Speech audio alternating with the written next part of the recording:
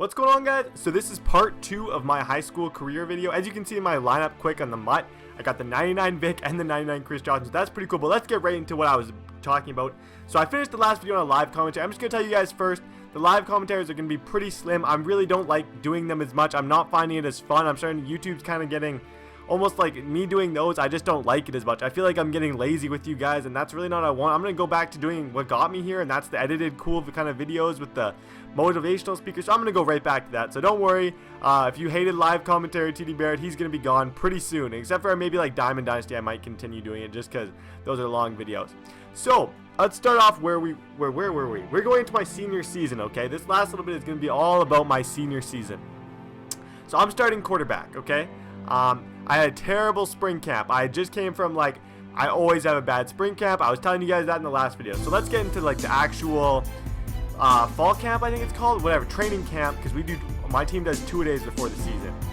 Things kind of start turning around for me. I'm doing a lot better. I'm kind of getting back into my normal self a little bit. I wasn't being as nervous. So we go into game 1, and it's against our crosstown rival, and it is the biggest rivalry ever. There was so many fans at this game, and I just got nervous.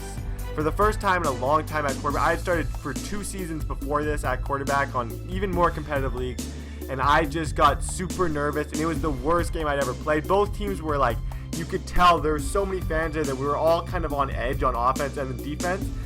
So nothing really happened. We ended up losing 14-13 or something, and it was the worst game I've ever played. I'll never forget how terrible I felt after that game. So then the next game, my coach came up to me. He's like, "You gotta turn this around. You cannot be doing this."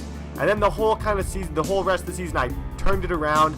I started the second game. I still wasn't as confident in my arm. I was just a lot of running. But then near the end of the season, I got really confident in my arm. So we go, and the next game we play against our crosstown rival in the middle of the season. So we win all of our games up to then. We play them again, and we lose again. This time 35-27. Super close game. I played pretty good that game, but we're still upset. My whole team's mad.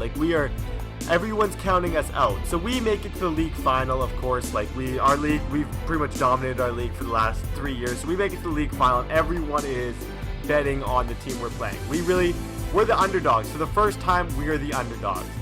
So I remember the first drive of this game. I handed it off to the running back.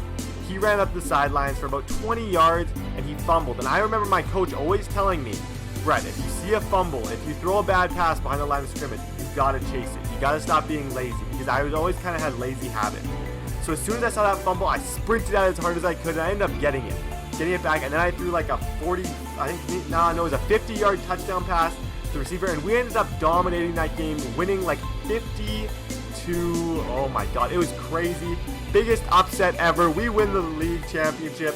Most exciting senior year. So that was my senior year. I had quite a good year, and then I'll talk a little bit now about my university thing. So I had a couple offers from a couple schools that I was interested in, but the school I'm going to is one that from the time they messaged me to the time I went on the visit, it was the perfect situation for me. Everything there is absolutely what I want. It's a long ways from home, but it's perfectly what I want, and they watched my tape. They really liked my tape.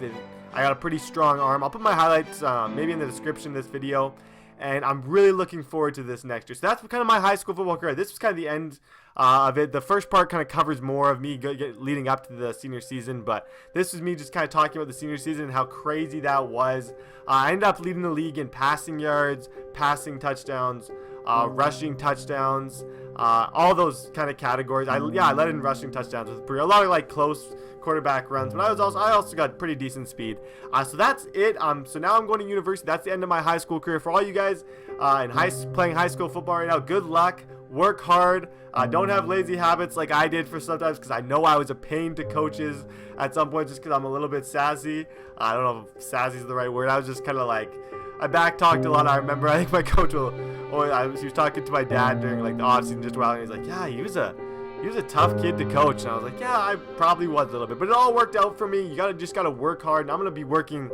I've relied on natural ability a lot of my career, so now I'm gonna kind of just try and get built pretty big, and hopefully I can do something with football in my career. Who knows? Maybe not, but no matter what, I'm gonna try really hard. And I hope you guys enjoyed this story. I'm gonna be doing more kind of stories like this.